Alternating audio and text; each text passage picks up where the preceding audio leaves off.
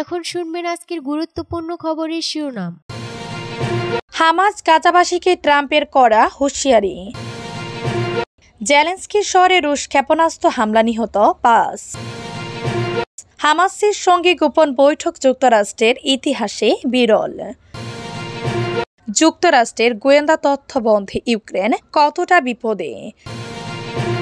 যুক্তরাষ্ট্রে প্রবেশে নিষিদ্ধ হচ্ছে আফগান পাকিস্তানরা। যুক্তরাজ্যে জয়শঙ্করের উপর হামলার চেষ্টা, ছিঁড়া হলো ভারতের পতাকা। হামাস গাজাবাসীকে ট্রাম্পের কড়া হুঁশিয়ারি। ফিলিস্তিনের স্বাধীনতাকামী সশস্ত্র সংগঠন হামাস ও গাজাবাসীকে কড়া হুঁশিয়ারি বার্তা দিয়েছেন মার্কিন প্রেসিডেন্ট ডোনাল্ড ট্রাম্প। হামাসের কাছে থাকা অবশিষ্ট ইসরায়েলি জিম্মিদের মুক্তির দাবিতে এমন হুঙ্কার দিয়েছেন মার্কিন প্রেসিডেন্ট। খবর আল জাজিরা ও এপির নিজের সামাজিক যোগাযোগ মাধ্যম সোশ্যাল ট্রুথে বুধবার 5 মার্চ ট্রাম্প বলেছেন, জিম্মিদের মুক্তি দেয়া না হলে নরকের ন্যায় মূল্য দিতে হবে। মার্কিন প্রেসিডেন্ট বলেছেন, এটা আমাদের সে সতর্ক বার্তা, নেতৃত্বের জন্য এখনই গাজা ত্যাগ করার সময়। এছাড়া ট্রাম্প লিখেছেন, গাজাবাসীর জন্য একটি সুন্দর ভবিষ্যৎ অপেক্ষা করছে, কিন্তু যদি আপনি জিম্মিদের ধরে রাখেন তবে তা নয়। যদি আপনি তা করেন তাহলে আপনি মৃত। স্মার্ট সিদ্ধান্ত নেন। এর আগে ইসরায়েলি প্রধানমন্ত্রী বেনিয়ামিন নেতানিয়াহু সতর্ক করেছেন যে বাকি জিম্মিদের মুক্তি না দিলে এর পরিণতি কি হবে আপনারা কল্পনা করতে পারবেন না। নেতানিয়াহুর এমন সতর্ক বার্তার পরে ট্রাম্পের হুঁশিয়ার বার্তা এসেছে। ট্রাম্প গাজাবাসীকে উচ্ছেদ করে গাজার মালিকানাধীন যুক্তরাষ্ট্রের অধীনে নিতে চান বলে জানিয়ে আসছেন। তাই গাজাবাসীর জন্য কিভাবে সুন্দর ভবিষ্যৎ অপেক্ষা করছে তা স্পষ্ট নয় বলে আল জাজিরার প্রতিবেদনে বলা হয়েছে। জেলেনস্কির শহরে রুশ ক্ষেপণাস্ত্র হামলা, নিহত 4। ইউক্রেনের মধ্য অঞ্চলের শহর ক্রিভি রিহর একটি হোটেলে রাশিয়ার একটি ক্ষেপণাস্ত্র আঘাত এনেছে। এতে 4 জন নিহত এবং 29 জন আহত হন। তবে রয়টার্সকে প্রতিবেদনে নিহতর সংখ্যা 2 জন বলা হয়েছিল। ইউক্রেনের প্রেসিডেন্ট ভলোদিমির জেলেনস্কি বেড়ে উঠেছিল দেশটির নিপ্রোপেট্রোভস্ক অঞ্চলের ক্রাইভি রিট শহরে। বুধবার গভীর রাতে এই হামলার ঘটনা ঘটে। হামলায় আহত 29 জনের মধ্যে 20 জনের অবস্থা গুরুতর। অনেক সময় ধরে চলছে উদ্ধার অভিযান। নগরীর সামরিক প্রশাসনের প্রধান অলেকজান্ডার বিলকুল টেলিগ্রাম মেসেঞ্জিং অ্যাপে জানিয়েছেন এ তথ্য। টেলিগ্রামে পোস্ট করে ইউক্রেনের জরুরি পরিষেবা সংস্থা জানিয়েছে, হোটেলটির ধ্বংসস্তূপ থেকে 14 জনকে উদ্ধার করা হয়েছে। ভবনটি ব্যাপকভাবে ক্ষতিগ্রস্ত হয়েছে। হোটেলের উপর থেকে ধোঁয়া উঠছিল এবং প্রায় সকল জানালা উড়ে গিয়েছিল। উপরের ওঠার সময় ক্রেন মোতায়েন করা হয়েছিল। 3 বছর আগে রাশিয়া ইউক্রেনে পূর্ণ মাত্রায় আক্রমণ শুরু করার পর থেকে ইউক্রেনের প্রেসিডেন্ট ভলোদিমির জেলেনস্কির নিজ শহর ক্রিভি রিহ ঘন ঘন লক্ষ্যবস্তুতে পরিণত হয়েছে। হামাসের সঙ্গে গোপন বৈঠক যুক্তরাষ্ট্রের ইতিহাসে বিরল।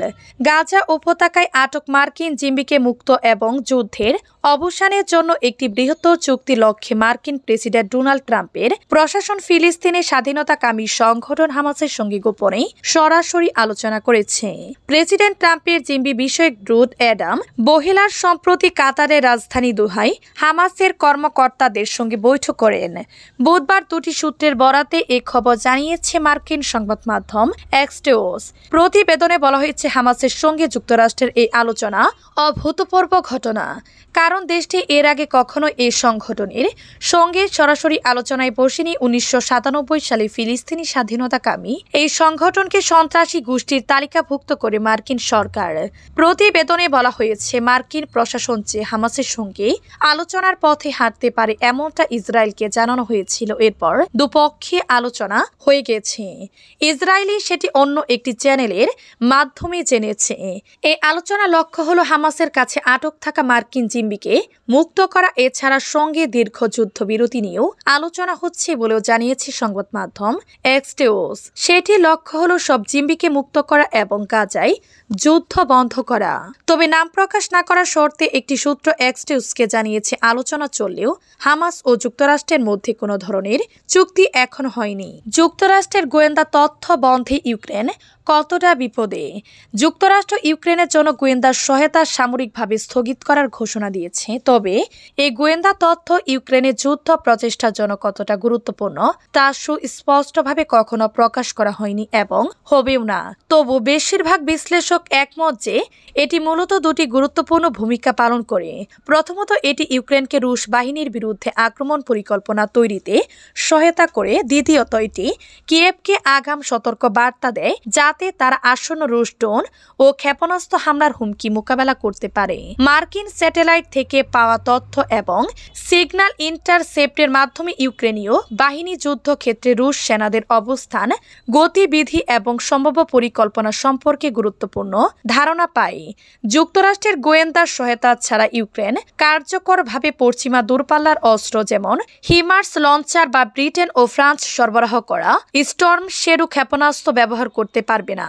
শুধু সামরিক ব্যবহারের দিক থেকেই নয়, ওয়াশিংটন থেকে আসা রিয়েল টাইম তথ্য প্রবাহ ইউক্রেনের সামরিক বাহিনী, গুরুত্বপূর্ণ জাতীয় অবকাঠামো এবং সাধারণ জনগণের অন্য আসন্ন হুমকির বিষয়ে আগাম সতর্ক বার্তা নিশ্চিত করত। যুক্তরাষ্ট্রের প্রবেশে নিষিদ্ধ হচ্ছে আফগান পাকিস্তানরা। নতুন করে ভ্রমণ নিষেধাজ্ঞা জারি করতে যাচ্ছেন মার্কিন প্রেসিডেন্ট ডোনাল্ড ট্রাম্প। এর ফলে আফগানিস্তান ও পাকিস্তানের নাগরিকরা যুক্তরাষ্ট্রে প্রবেশে নিষেধাজ্ঞার আওতায় পড়তে পারে। আগামী সপ্তাহে এই সিদ্ধান্ত কার্যকর হতে পারে। বৃহস্পতিবার 6 মার্চ বার্তা সংস্থা রয়টার্সের এক প্রতিবেদনে এই তথ্য জানানো হয়েছে। এই বিষয় সম্পর্কে ঘাত 3টি সূত্র জানিয়েছে দেশগুলোর নিরাপত্তা ও যাচাই ঝুঁকির উপর সরকারি পর্যালোচনার ভিত্তিতে এমন নিষেধাজ্ঞা আসতে পারে। পরিচয় গোপন রাখার শর্তে ওই 3টি সূত্র বলেছে এই নিষেধাজ্ঞার তালিকায় অন্যান্য দেশও থাকতে পারে, তবে এসব দেশের নাম তারা জানেন না। 2017 সালে ট্রাম্প প্রেসিডেন্ট হিসেবে প্রথম মেয়াদে দায়িত্ব নেওয়ার পর 7টি মুসলিম সংখ্যা গনিষ্ঠ দেশের ভ্রমণকারীদের উপর নিষেধাজ্ঞা দিয়েছিলেন। ট্রাম্পের নতুন এই সিদ্ধান্ত প্রথম মেয়াদের সিদ্ধান্তে পুনরাবৃত্তি হতে যাচ্ছে, তবে এটি আরও বিস্তৃত হতে পারে। রয়টার্স বলেছে, ট্রাম্পের নতুন এই ভ্রমণ নিষেধাজ্ঞার ফলে যুক্তরাষ্ট্রের শরণার্থী শিবিরে বা বিশেষ অভিবাসী ভিসা নিয়ে পুনর্বাসনের জন্য অনুমোদন পাওয়ায় হাজার হাজার আফগানকে প্রভাবিত করতে পারে। এসব ব্যক্তি 20 বছরের যুদ্ধে যুক্তরাষ্ট্রের পক্ষে কাজ করায় তালেবানের প্রতিশোধের শিকার হওয়ায় ঝুঁকিতে রয়েছেন। গত 20 জানুয়ারি প্রেসিডেন্ট হিসেবে দ্বিতীয় মেয়াদে শপথ নেন ট্রাম্প। সেই দিনই শতাধিক নির্বাহী আদেশে সই করে এক প্রকার ঝড় তোলেন তিনি। যুক্তরাজ্য জয়শঙ্করের উপর হামলার চেষ্টা ছেড়া হলো ভারতীয় পতাকা। যুক্তরাজ্য সফরে গিয়ে ভারতের পররাষ্ট্রমন্ত্রী এ জয়শঙ্কর হামলার মুখে পড়েছেন। খালিস্তানি উগ্রপন্থীদের হামলার মুখে পড়েন তিনি। ইন্ডিয়া টুডের প্রতিবেদনে এই খবর বলা হয়েছে। যখন তেথাম হাউস ভেন্যু থেকে বেরিয়ে যাচ্ছিলেন, তখন এক ব্যক্তি তার গাড়ির দিকে দৌড়ে যান এবং পুলিশ কর্মকর্তাদের সামনেই ভারতীয় জাতীয় পতাকা ছিঁড়ে ফেলেন।